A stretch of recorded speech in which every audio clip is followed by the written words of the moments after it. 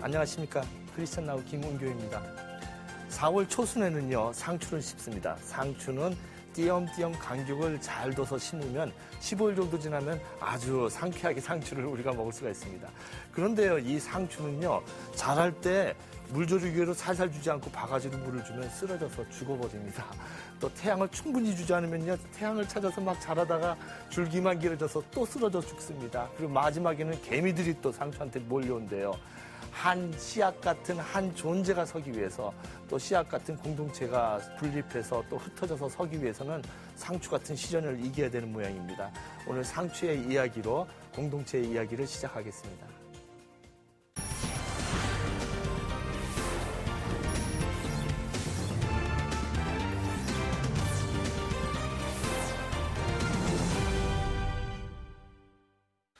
아이가 자라나면 독립해서 따로 서게 마련이지요. 교회가 커지면은 비만에 걸리지 않도록 교회를 서로 분립 개척하는 경우가 요즘에 많이 주목을 받고 있습니다. 그래서 오늘 그 얘기를 나눠보려고 합니다. 오늘 정말 모시고 싶은 분을 저희들이 모셨어요. 그래서 아주 웃으면서 프로를 시작할 것 같습니다. 19년간 잠실중앙교회 담임 목사직을 하시다가 떠나서 직접 향상교회를 분립 개척하신, 그래서 교회에서 우리 주목을 받고 있는 정주채 목사님 이 자리에 모셨습니다. 목사님 감사합니다. 네. 그리고 언제나 정말 이 프로에서 귀한 말씀해 주시는 우리 김종희 대표님, 그리고 우리 최경배 기자님 나오셨습니다. 네, 감사합니다. 안녕하십니까. 안녕하십니까. 예. 그럼 분립 개척이 무엇인지, 또는 분가라고도 합니다. 영상을 보시면서 한번 그 내용을 확인해 보시겠습니다. 한국 교회는 세계 어디에서도 찾아볼 수 없을 만큼 짧은 기간 눈부신 성장을 이뤘습니다. 특히 다른 나라에서는 찾아보기 힘든 초대형 교회가 많다 보니 교회 성장을 마치 믿음의 크기와 동일시하는 이들도 적지 않습니다. 하지만 모두가 큰 교회를 동경할 때 신앙의 순수함을 지키고자 기득권을 포기하는 이들도 있습니다. 서울 영동교회는 교인 수가 일정 규모를 넘어서면 분립 개척을 실시해 담임 목사에게 권력이 집중되는 현상을 막고 있습니다. 지금까지 서울 영동교회에서 분립한 교회는 약 7개 교회에 이릅니다. 자기 교회를 더 키우기 위한, 또 그러면서 자꾸 한 교회 중심적인 형태를 지니는 것보다 여러 지역에 건강한 적정한 사이즈의 교회가 많이 세워지는 것이. 서울 영동교회에서 담임 목사로 사역하다가 나와서 분당 샘물교회를 개척한 박은조 목사는 지난해 4월 경기도 용인의 은혜 샘물교회를 두 번째 분립 개척해 매주 신학대학원 강당을 빌려 예배를 드리고 있습니다. 박 목사가 안정적인 담임 목사직을 두 번씩이나 포기할 수 있었던 것은 교회의 주인은 하나님이라는 신념이 있었고, 또 개교회 성장보다는 교회의 건강성 유지와 공동체성 회복에 무게중심을 두었기 때문입니다. 제 인생의 한 중요한 한 13년 4개월을 제가 바쳤는데, 준비 기간까지 하면 정말 이제 만 14년을 아주 그대로 바쳤는데, 그런데 참 감사하게도 떠날 무렵 구체적인 준비를 하면서 하나님이 제 마음을, 이게 하나님 교회지 이게 내 교회냐, 왜 염려가 안 되겠습니까마는 그런 염려 때문에 교회가 좀 더 건강해지는 길을 막을 수는 없었으니까 그건 하나님께 맡기고 건강한 교회를 위해서 우리가 할 수 있는 걸 해보자. 우리의 자녀를 제자 삼는 일이. 박 목사는 유치원을 시작으로 해서 초등학교를 세웠습니다. 2009년 2월에는 기독교 대안학교인 샘물중학교를 설립해 이후 4년이 지나고 샘물고등학교를 개교했습니다. 이는 단순히 교회 분립의 가치를 두지 않고 지역사회의 필요를 채우고 교회를 든든히 세워가는 것에 큰 의미를 둔 것입니다. 은혜 샘물교회 교인 가운데는 이런 박 목사의 뜻을 같이 하는 이가 많습니다. 그만큼 건강한 교회 운동에 힘쓰는 담임 목사의 비전에 공감했기 때문입니다. 분립 개척을 하면서 저희는 특수성이 원래 샘물교회에서 판교에 분립 개척 교회를 하면서 중학교를 설립을 하고 중학교에서 또 고등학교가 설립이 되고 이래가지고 자연적으로 박은조 목사님이 원래 기도하고 계시던 기독교 학교를 만들어서 이 교회가 예수님의 제자를 양성하는 데 목적이 있는 그런 두 가지 큰 목적이 있습니다. 그래서 저희들이 동참하게 됐는데 떠나올 때 사실은 마음이 아팠죠. 그리고 이제 제가 가는 거에 대해서도 되게 이렇게 안타까워하셨는데 그분들은 그 교회 남으셔서 또 할 일이 있었고 저는 또 이제껏 12년 동안 그 교회를 통해서 많이 자라게 됐고 성장했으니까 이제는 작은 교회에서 제가 좀 더 섬기고 다른 분들을 이렇게 돕는데 사용됐으면 좋겠다는 생각이 들어서 주저하지 않고 나오게 된 것 같습니다. 성장과 대형화라는 굴레에서 벗어나 작고 아름다운 교회를 추구하는 은혜의 샘물교회.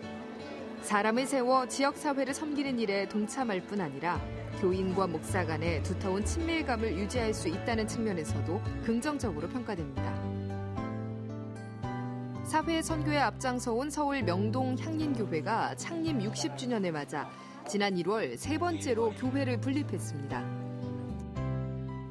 향린교회는 창립 때부터 교인이 일정 수를 넘으면 교회를 분립한다는 원칙을 세웠고 이에 따라 강남 향린교회와 들꽃 향린교회가 분립한 바 있습니다. 새로 분립한 섬돌 향린교회에는 향린교회 부목사로 10년간 사역해온 임보라 목사와 시무장로 3명을 포함한 교인 80명이 참여했습니다.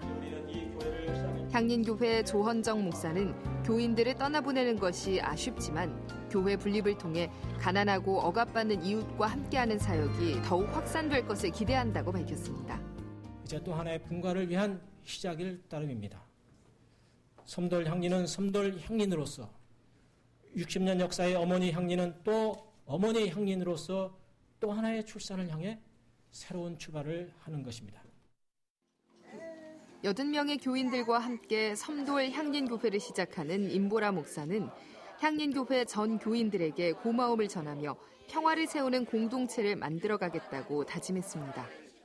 인간의 욕망과 권세를 추구하는 이런 성장과 한창의 논리를 거부하고 예수의 삶으로 보여주신 하나님의 사랑을 작지만 참된 공동체를 통해 실현해 나갑니다.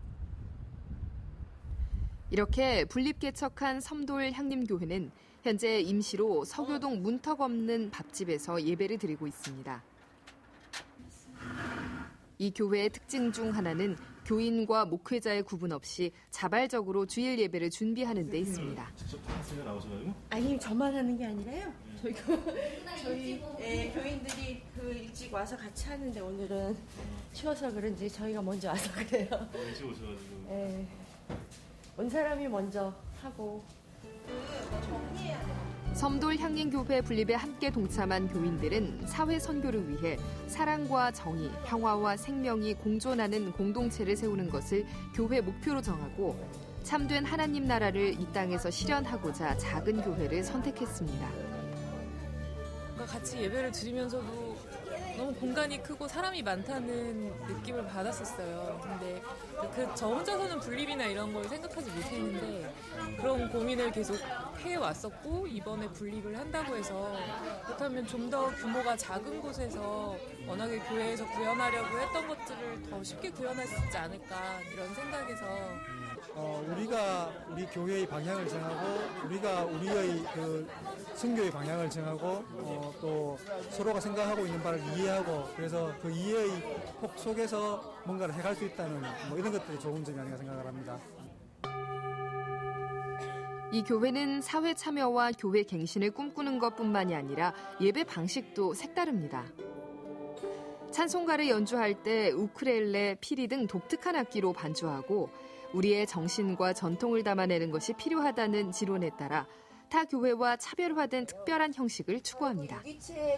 유기체적 공동체라는 책에서는 분립이 되어 이곳에서 작은 공동체를 꾸리기 시작했을 때 우리는 그 과정 가운데서 얻은 만나와 그리고 그 훈련의 과정들을 이곳에서 어떻게 새롭게 뿌리를 내리고 있는지 돌아볼 수 있어야 한다라는 생각을 합니다.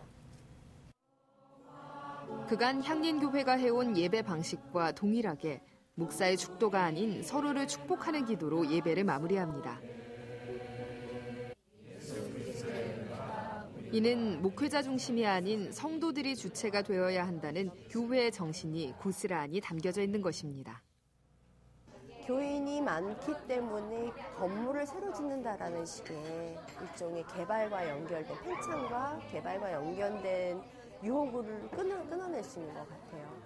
한 사람 한 사람이 다 눈에 들어오고 더불어서 위에서 기도할 수 있고 그리고 그렇게 공동체가 되면서 같이 하나님 앞에 나아간다라는 게 매주 좀 전율을 느끼게 하는 부분 같아요. 네. 대형 교회를 이루고 사회적으로 영향력을 행사하는 목회자를 모두가 주목하는 사이 한국 교회는 권력과 명예를 추구한다는 비판을 받게 됐습니다.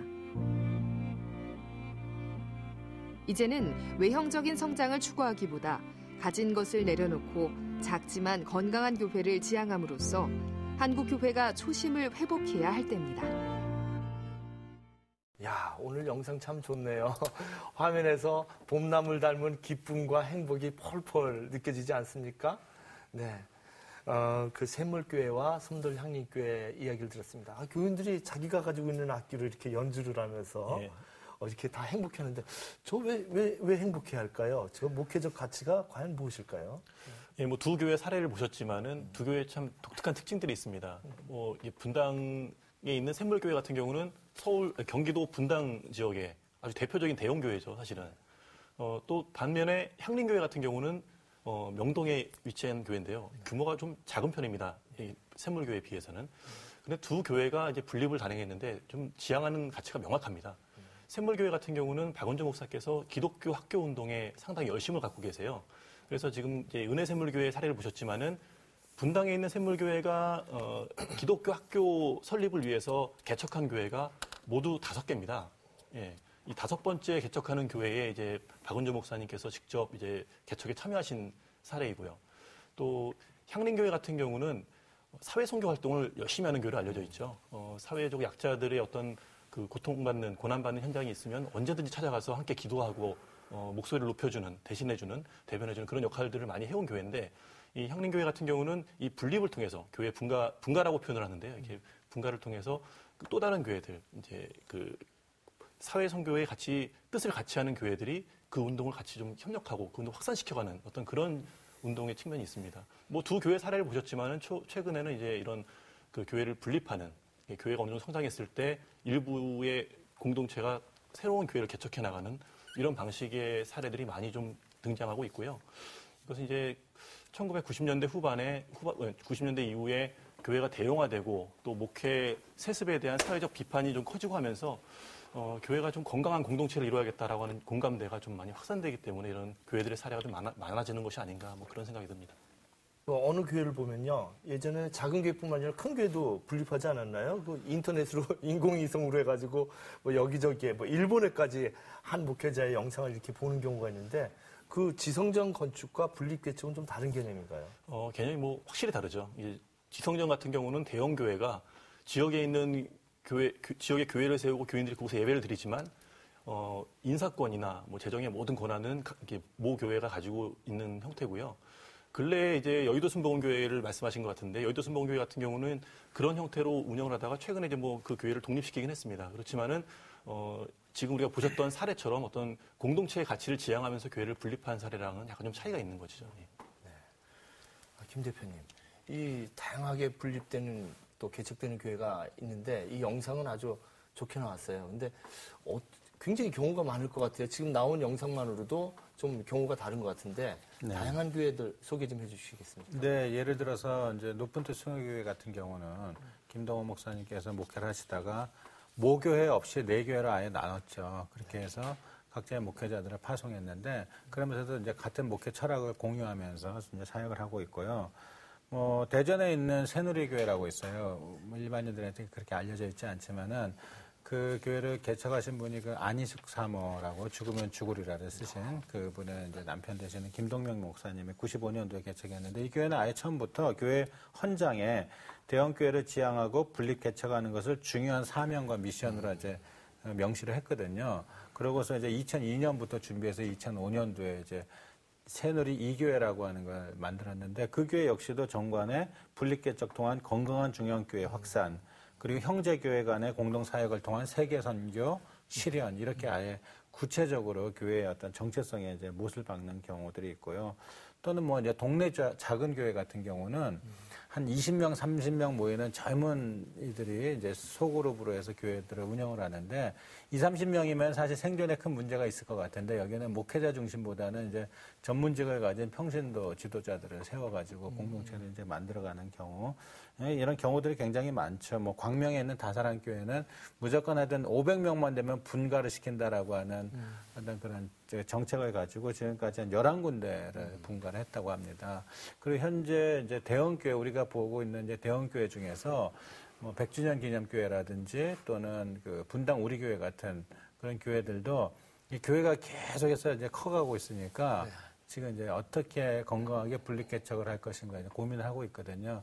아마 다양한 사례들로 많은 교회들이 하나의 이제 분립개척을 건강한 교회를 세우기 위한 대안으로 지금 시도하고 준비하고 있는 것으로 알고 있습니다. 네, 그렇구나.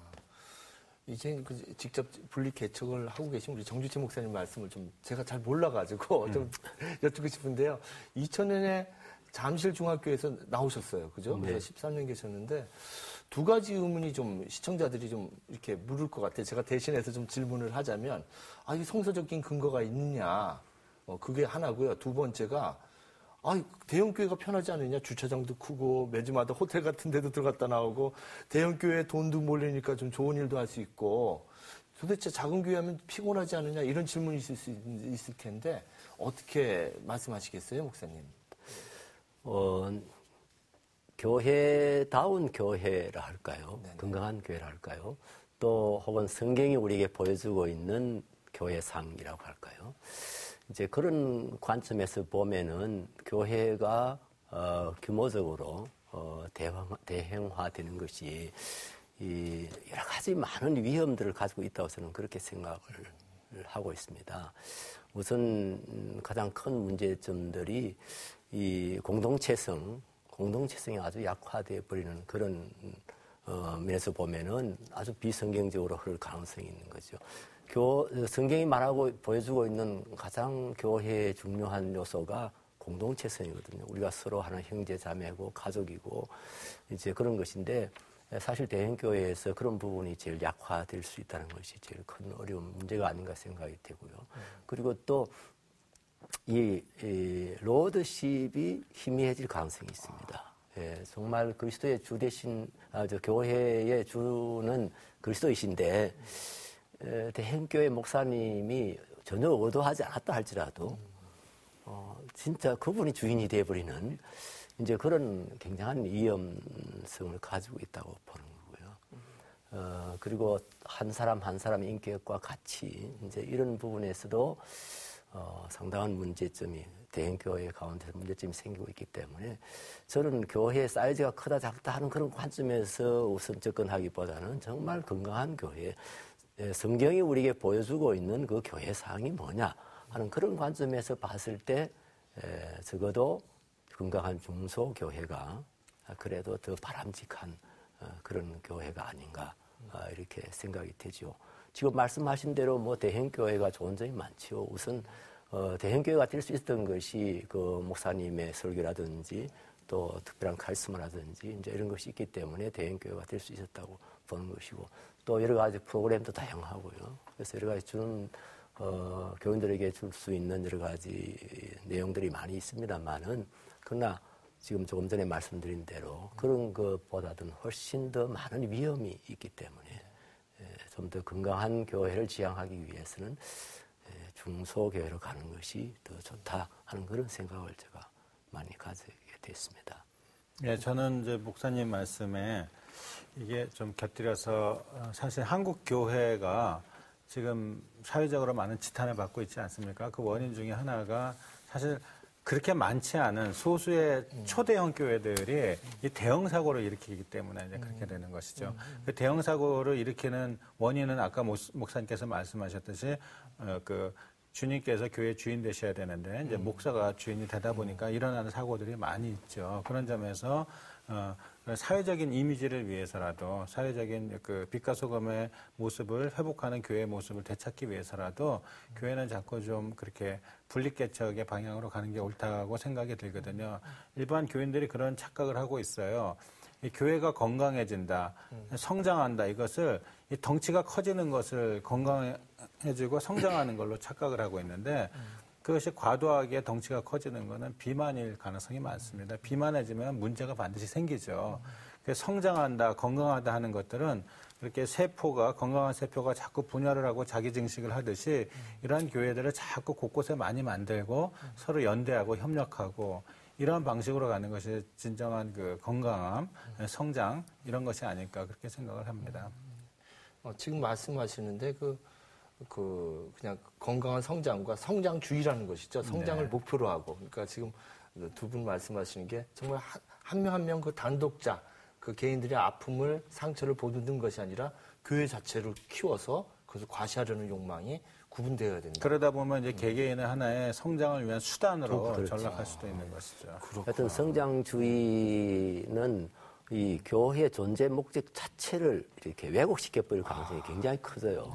이 성장을 추구하고 부흥을 우선시하다 보면은 정말 무엇 때문에 교회가 있는 것인지 사실 예수님께서 말씀하신 대로 우리 목회의 타겟이랄까요, 목회적 가치랄까요, 그것은 생명을 얻게 하고 풍성이 얻게 하는 데 있는데 이런 것들이 완전히 왜곡되어 버리고 하나의 바벨탑 운동으로 이렇게 그냥 타락할 가능성이 굉장히 커지는 것이 성장주의의 가장 큰 위험이라고 할 수 있겠죠.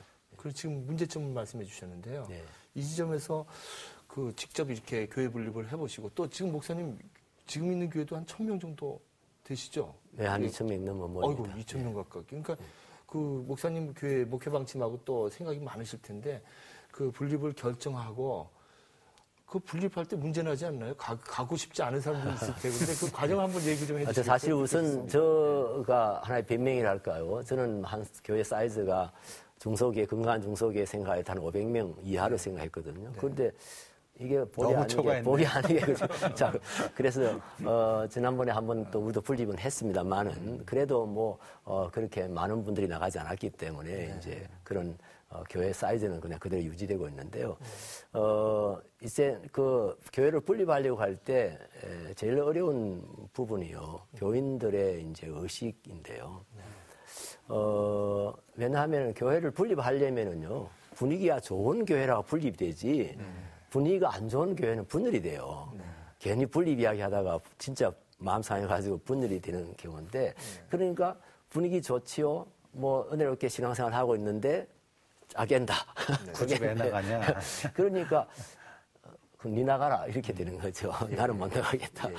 이제 그래서 그런 점들이 제일 어려운 부분이 아닐까 생각이 돼서, 그 목회자가 해야 될 아주 중요한 일이 교회가 뭔지, 또 교회 건강성이 어떤 것인지, 또 교인들이 건강한 교회를 찾아다닐 것만 아니라 자신이 세워야 된다고 하는 그런 어떤 사명감, 이런 것들을 끊임없이 또 이렇게 서로 나누고 또 소통하는 가운데 설득하고 또 공유해야 되지 않는가. 그 점이 저는 제일 큰 어려움이 아닌가 생각이 돼요. 그리고 요즘 교인들이 또 희생, 헌신 이런 부분에서 굉장히 약해졌어요. 옛날하고는 현저하게 차이가 나요.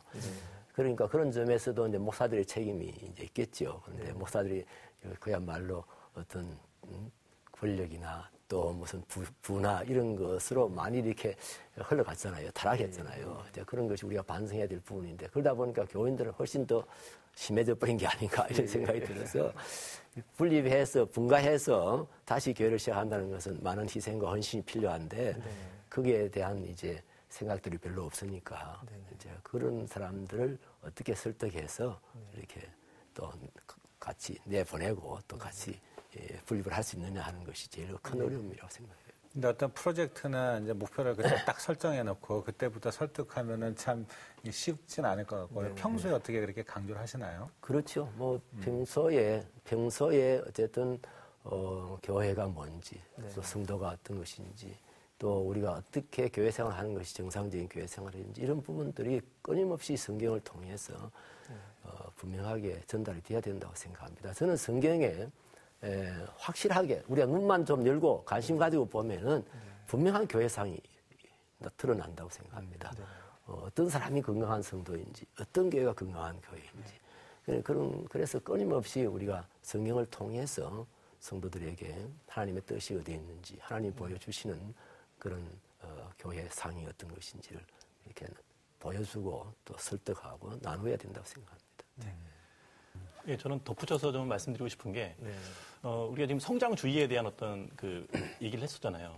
근데 이 교회 분립을 이야기를 하면은 일부에서는 또 그렇게 바라보시는 분들이 있습니다. 한국 교회 전체 성도 수가 갈수록 줄어들고 있는데 한국 교회 전체를 하나로 봤을 때 이 교회가 성장하기 위한 하나의 대안으로 보는 시각이 있는 거예요. 그래서 교회를 예전처럼 이제 목회자가 개인이 교회를 개척해서 교회를 성장시키는 게 이제 한계점에 이르렀으니까 어느 정도 교회가 성장한 교회가 분립해서 그 교회를 통해서 또 성장하면은 전체적으로 이제 한국 교회가 외적으로 성장하는 게 아니냐. 뭐 이런 시각을 가지고 분립개척을 선호하시고 또 지지하시는 분들이 계신데요. 그것보다는 지금 말씀하신 대로 교회 안의 가치, 공동체성을 더 중시하는 것, 그것이 중요한 것 같아요. 그러다 보면 자연적으로 또 교회가 건강해지면 그 성장은 하나의 열매로 드러나는 거겠죠. 예. 아이고, 오늘 참 아름다운 이야기를 나눴습니다. 이 세 분 나오셔서 하는 말씀이 교회 분립 개척만이 이것만이 정답이다 이렇게 말씀하시는 건 아닌 것 같아요. 그렇지만 명확한 것은 오늘날의 세습과 물질주의에 아주 혼탁해 있는 이 교회 문화에 이 분립 개척이라는 것은 하나의 우리가 예수님의 삶에 다가가는 방법이 아닐까 이런 얘기를 나눈 것 같습니다. 네, 오늘 너무 좋은 자리였습니다. 목사님 나와주셔서 감사합니다. 감사합니다. 감사합니다. 감사합니다.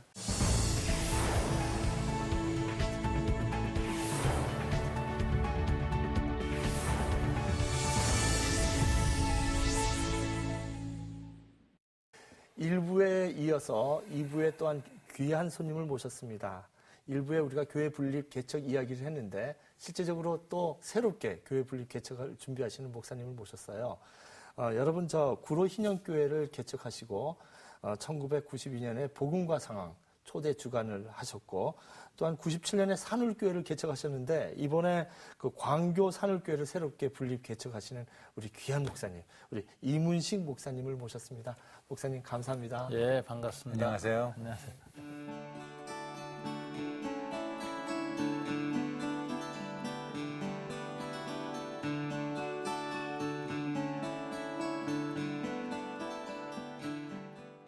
지난해 11월에 그 발기인 대회를 열었고 그리고 올해 말 공식적으로 창립할 예정이라고 하는 복음주의 교회연합 이것을 시작한다고 하시는데요. 어떤 계기로 이것이 만들어졌는지요?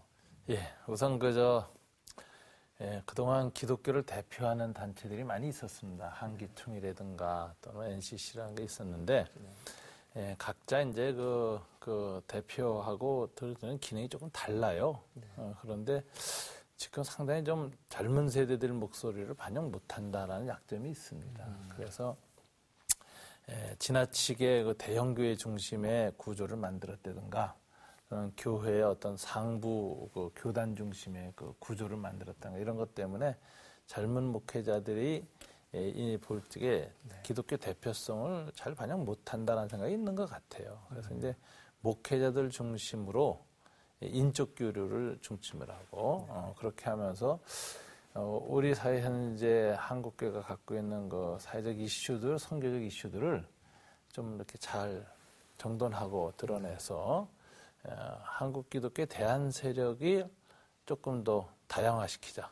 왜냐하면 너무 한두 조직으로 한국교회가 대표되는 거 여기에 대해서는 불만이 있습니다. 그래서 이제 한국 기독교의 대표성을 조금 다양화하자. 하는 측면에서 이런 모임이 좀 형성됐고 이게 한국교회에 도움이 되고 또 한국교회에 대해서 여러 가지 실망과 한계를 보고 있는 젊은 세대 복음화에도 굉장히 기여를 할 것이다. 이런 생각을 갖게 된 거죠. 그 사회적 이슈 또는 선교적 이슈라면 좀 구체적으로 어떤 게 있을까요? 우선 그 복음주의 교회연합의 신학은 이제 총체성이다 이렇게 볼 거예요. 총체적 신학. 그래서 과거 이원론이나 근본주의적 신학의 한계를 넘어서서 하나님 나라의 신학을 가지고 하나님의 주권이 인간의 삶의 모든 영역에 반영되도록 하는데 교회가 쓰임받아야 된다 이런 생각이고요. 그런 측면에서 사회, 정치, 경제, 문화, 또 가정, 교육 이런 모든 그리스도인의 일상적 영역에서 부닥치는 문제들 또 교회가 갖고 있는 문제들 있잖아요. 이런 문제들을 다 정말 신앙의 태제로 잡아가지고 거기에 대한 신앙 고백도 하고 거기에 대한 뭐 정말 가치 판단도 하고 또 거기에 대한 방향도 모색하고 하는 일을 좀 총체적으로 하자. 지금은 이제 뭐 후진을 그냥 조용히 학교 안에서 양성하는 그런 때가 아니에요. 현장에서 싸워야 됩니다. 그래서 이제 이슈에 대한 인식을 좀 예각화시키고 그리고 예각화된 인식을 가지고 문제의식과 위기의식 속에서 해답을 찾아야지 지금 그 안연하게 서재에 앉아서 무슨 대안 모색할 때는 아니다. 이런 생각이 우리한테 있습니다. 예. 네, 복음주의 교회 연합이라고 말씀하셨는데 그 목사님께서 생각하시는 복음주의 스펙트럼이 굉장히 넓을 것 같은데 목사님은 네. 어떻게 정의하시는지요? 옛날부터 저는 이제 복음주의 목회자 협의 이런 걸 많이 구성을 했지요. 복음주의 청년운동도 했고 항상 그거에 대한 정돈이 좀 필요해요. 예, 복음주의는 어떤 신학운동으로 보면 너무 좁아집니다. 그래서 저는 복음주의라는 단어는 선교적 개념이다 이렇게 봐요.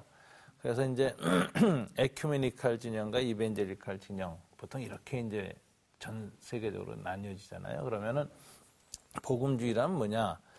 하나님 나라의 신학을 가지고 그 삶의 모든 부분에 대해서 아까 말한 것처럼 총체성을 가지고 응답하는 로잔 정신 뭐 이런 것들을 이제 확산시켜 나가는 운동이 복음주의의 진정한 전 아이덴티티다 이렇게 보고요. 다만 거긴 신학적 전통이 뭐 개혁주의도 있고 감리교도 있고 뭐 오순절도 있고 뭐 다 신학적 전통은 달라요. 그러나 이 복음주의라는 선교적 개념을 가지고 우리 시대의 이 복음 전파를 위해서 극복하고 정돈해내가는 삶의 모든 영역에 대한 선교적 라인, 공동 전선을 구축하고 협력한다. 이런 측면에서 저는 복음주의라는 용어는 철저하게 선교적 개념이다. 그래서 로잔에서 복음주의라는 용어를 썼을 때는 선교적 개념으로 한 겁니다. 그렇게 그 정도 개념에 동의하고 하는 분들이 이제 커뮤니티 형성하겠군요. 그 목사님, 저는 목사님 뵐 때마다 뭐 형님 같고 정말 큰 형님 같고 너무 친근하세요. 근데 비슷하세요? 예, 그래 고맙습니다. 목사님 처음 뵀던 게 20년 전에 1992년 가리봉 시장으로 복음과 상학이라는 잡지에서 청탁이 왔어요. 저한테 그래서 창간 2호에 제가 글을 쓰기 위해서 어떤 잡지인가 이렇게 갔더니 가리봉동에 그래서 공단 안에 있었죠. 공단 안에 허름한 교회 건물, 교회 건물도 아니었죠. 뭐 이상한 뭐 슈퍼 상가 같은 건물 데는. 4층. 올라갔더니 목사님 조그만 책상에서 이렇게 뭘 하셨던 기억이 나요. 근데 이제 제가 거기서 놀랬던 것은 이주 노동자, 국내 최초로 이주 노동자의 인권을 위해서 그 민간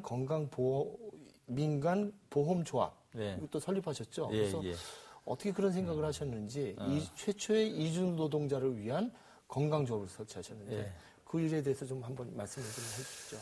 이제 시작이 어떻게 했을까 하는데 저는 이제 액체에서 선교학을 THM 과정을 공부하면서 그 당시 가나베 목사님이라고 있습니다. 미국의 그 어반 미션 하신 분이 그분이 이제 복음주의적 그 선교의 총체성을 제시하면서 대도시 안에 가난한 자들을 위한 신학과 선교 이걸 이제 강연을 했는데 그게 저한테 나는 해방신학과 달리 복음주의적인 이런 선교신학에서 어반 미션을 내가 이제 첫 발판으로 삼아야 되겠다. 왜냐하면 신학적으로 상당히 저하고 이제 제가 생각하는 거 맞고 실천적으로는 뭐 해방신학이나 뭐 민중신학에서 하지 못하는 부분이 좀 있어요. 그래서 이제 공단에 들어갔는데 그때 처음으로 보니까 길가에 필리핀 사람들, 방글라데시 사람들이 막노동을 하고 있더라고. 그래서 처음 본 거죠, 저는. 당신들은 어디서 왔어? 했더니 필리핀에서 왔다. 그래서 제가 이제 집에 불러들여서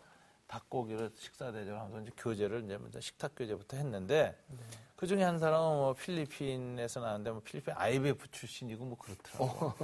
저도 IBF하고 깊이 연관해서 이제 대학생 사역을 하던 때니까 금방 친해지면서 그때 인식을 했어요.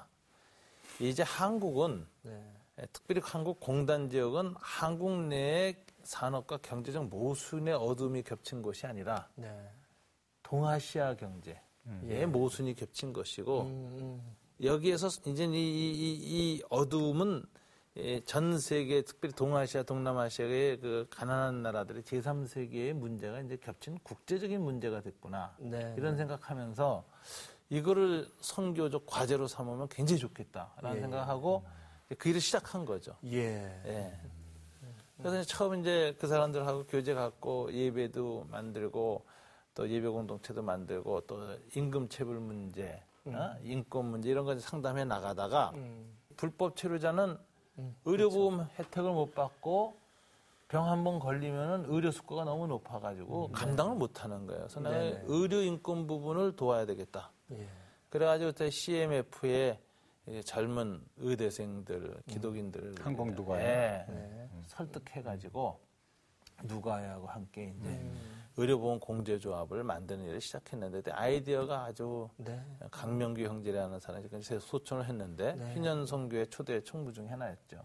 그분 아이디어를 해가지고 이거 시작을 했는데 이게 성공을 한 거예요.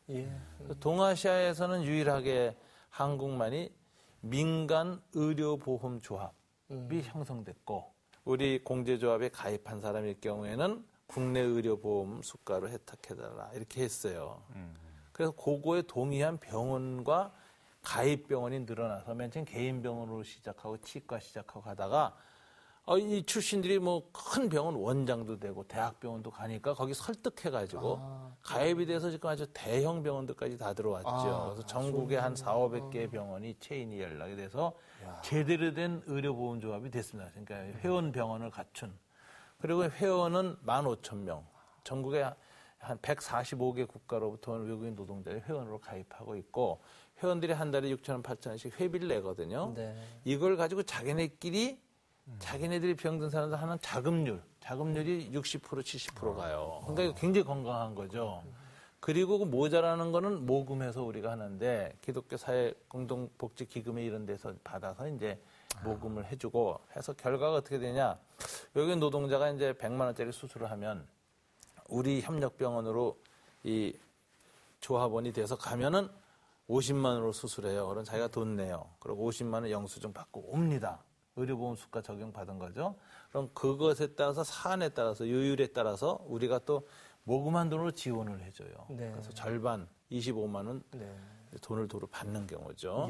그다음에 이제 치료하고 나서 병원에 계속 약을 사 먹을 때도 50%를 계속 지원해 주니까 관계가 형성돼요. 그래서 자연스럽게 마음이 열리고 기독교에 대해서 상당히 이제 호감을 갖게 되고 우리가 뭐 개종을 강요하고 이러지 않습니다. 인도주의적 접촉만 하는데도 호감을 갖고 나와요. 그다음에 이제 그 자기네들의 어떤 의료적, 사회적 필요를 채운 다음에 보통 채우고 그냥 떠납니다. 뭐 물고기가 낚시바늘 빼먹고 미끼 먹고 떠나는데 그런 과정을 통해서 인간적인 연대 이게 생기면 사랑이 생기는 거죠.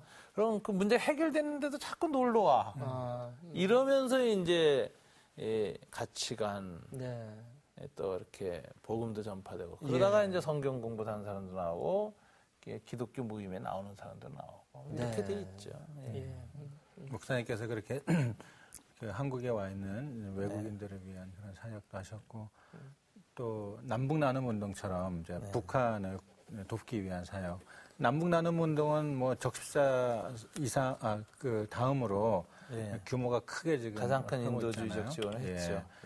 이제 그렇게 북한에 대해서 하고 있는데 지금 뭐 전쟁 위기 상황이 있고 그래가지고 좀 마음이 착잡하실 것 같아요. 착잡하죠. 어떠세요? 저는 이제 뭐 어떤 특별한 정부나 정책을 이제 이렇게 평가한다는 것보다도 남북 문제를 풀어가는데 가장 중요한 건 가치의 우선순위라고 봐요. 이명박 정부는 공용 또는 번영이라는 가치를 가지고 북한하고 관계를 맺으려고 하는데 실패한 겁니다. 지금 박근혜 정부는 신뢰라는 단어를 가지고 이제 대북 정책을 하고 있는데 저는 뭐 번영보다 훨씬 낫다고 생각해요. 그러나 한계가 있다고 생각해요. 왜냐하면 그 신뢰를 만드는 태도, 스피릿이에요. 이게 내 생각에는 계획은 좋지만 에너지가 안 나온다. 이 에너지 한계를 갖고 있다고 봐요. 그럼 그 에너지는 어디서 나오느냐? 저는 그렇게 생각합니다. 남북의 통일보다 더 중요한 가치가 있다. 통일 지상주의가 되지 말자. 통일해서 어떤 국가를 만들 것이냐. 어떤 공동체를 민족권에 빚어낼 것이냐는 이 통일이라는 그 목표 지향적인 것이 아니라 가치 지향적인 접근이 필요한데 그건 난 평화라고 봐요. 샬롬. 그래서 이제 하나님의 평화의 영으로 그리고 평화적인 프로세스를 거쳐서 정말 급하지 말고 점진적으로 그리고 결과가 평화인 통일을 해야 된다. 그래서 결과가 한반도 평화, 동북아 평화, 세계 평화에 기여하는 통일일 때 하나님의 샬롬, 하나님의 통치, 하나님의 평화에 부합한 그 한반도를 만들어냈다. 이런 생각이거든요. 그런 측면에서 지나치게 번영이라든가 신뢰라든가는 어떤 그 경제적 혹은 정치적인 가치보다 더 중요한 평화라는 가치를 가지고 이것을 국민 통합을 해야 된다. 저는 이렇게 생각해요. 그렇게 할 때 진정성도 확보할 수 있다 이거죠. 진정성도. 저는 그게 중요하다고. 현 정부의 어떤 그 통일 정책에 대해서는 그렇게 말씀하실 수 있고, 또 우리 크리스찬들은 이런 상황에서 어떤 좀 생각을 가지고 마음을 가지면 좋을까요? 두 가지죠.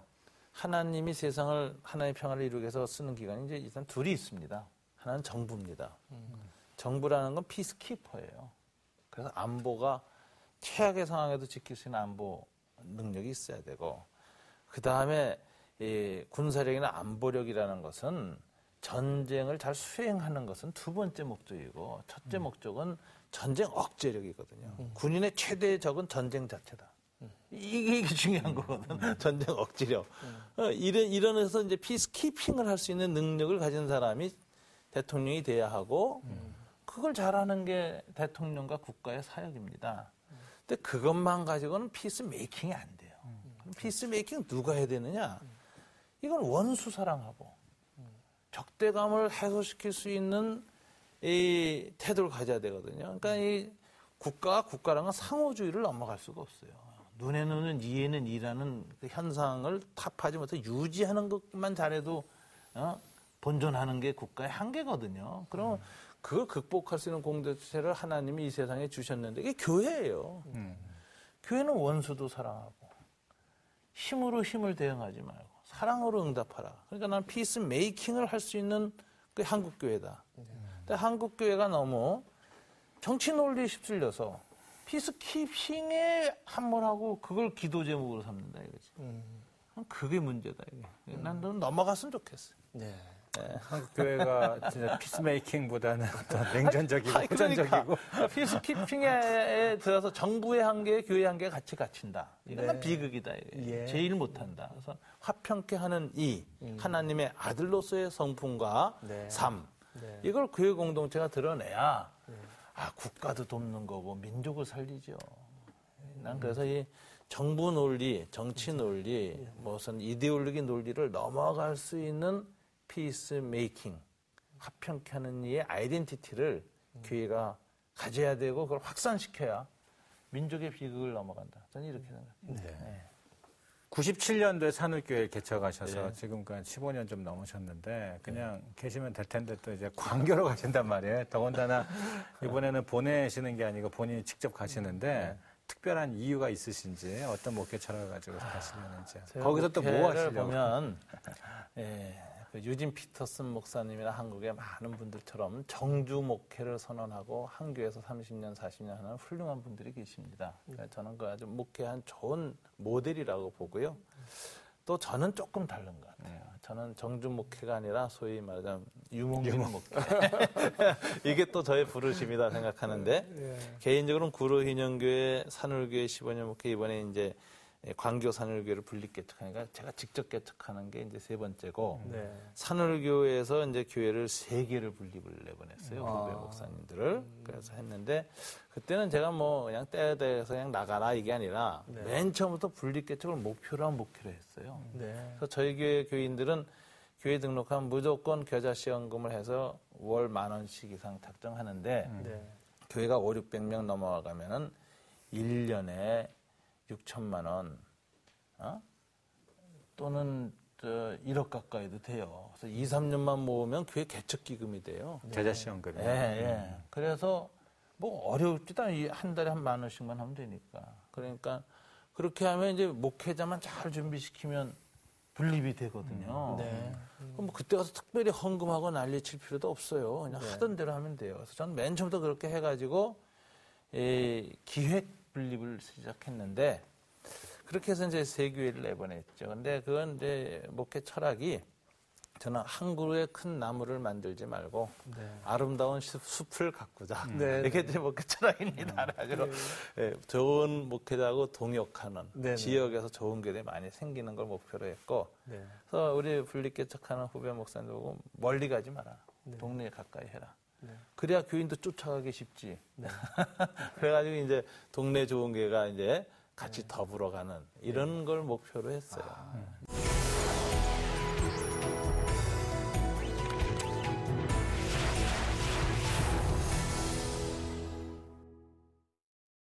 시작할 때 상추 얘기를 했어요. 근데 우리 방송이 상추 같은 힘이 좀 있었으면 좋겠습니다.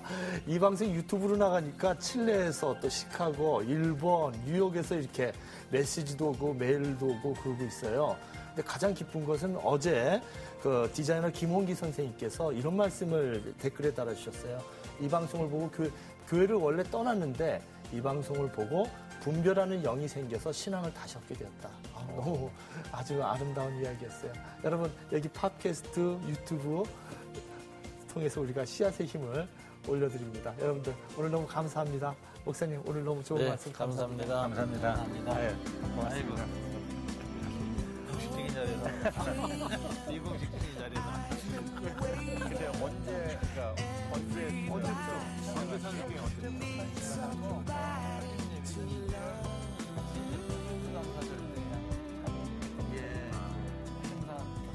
그럼 저희가 7월에